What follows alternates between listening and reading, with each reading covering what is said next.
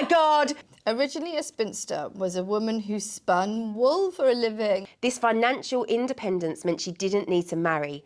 I like it now. Spinster later became an insult for women who were past it or left on the shelf. It's crazy. It's like, oh, somebody that was being independent, going out there for themselves, earning their own money, didn't need no man. They're not reproducing, they're not doing their job, they're not spurting out babies, you know, they're not cooking for the men. The sort of person, the sort of fucking dick, that would turn spinster into an insult. His wife's cooking fucking dinner for him, you know she is. In a study by King's College London, tradwife hashtags accumulated more than 300 million views.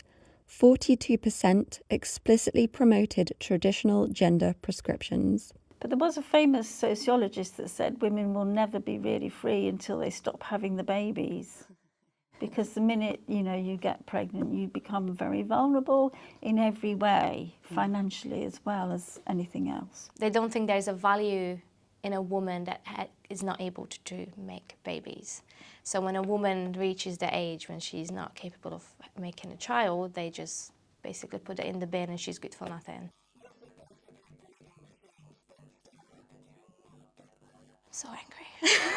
And a spinster was like, fuck all of that, I'm gonna earn money for myself. The woman's wisdom, when we become, they say, the crone age, you know, that phase of a woman's life that's just not appreciated enough. During that time of like the witch trials and when women were really sort of hated on for their intuition and their passions and their sort of connection to the world. Single women are a huge threat. Women who are independent were seen as a threat. You know, society didn't want them. They wanted them in the homes. They weren't working, so they didn't have their own incomes. They could be dependent on a man. Men can be a little afraid of women who are independent and perceived to be powerful and happy without them.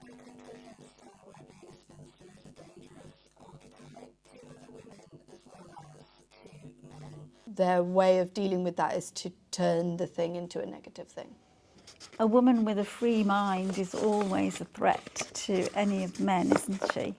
They are the most free, the more like themselves, I would say, because they had their whole life to focus on themselves and to find out who they really are.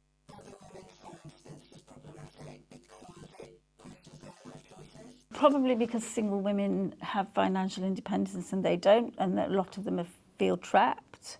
And I think a lot of good things in life are turned into an insult, and anything that's got a bit of glory to it can be put down. Women control the majority of cultural spend. There's not a single female cultural-led trend that hasn't been exceptionally profitable and also belittled to the point of internalised misogyny.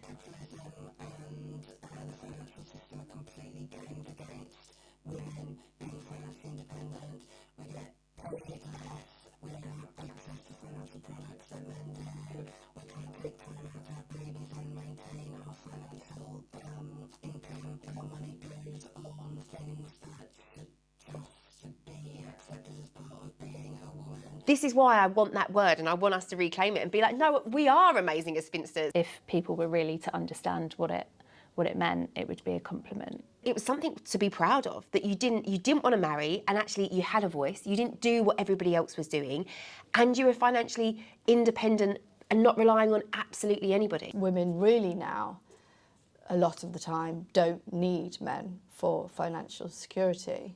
And if they don't want babies either, maybe it'll be them on the shelf. Mic drop.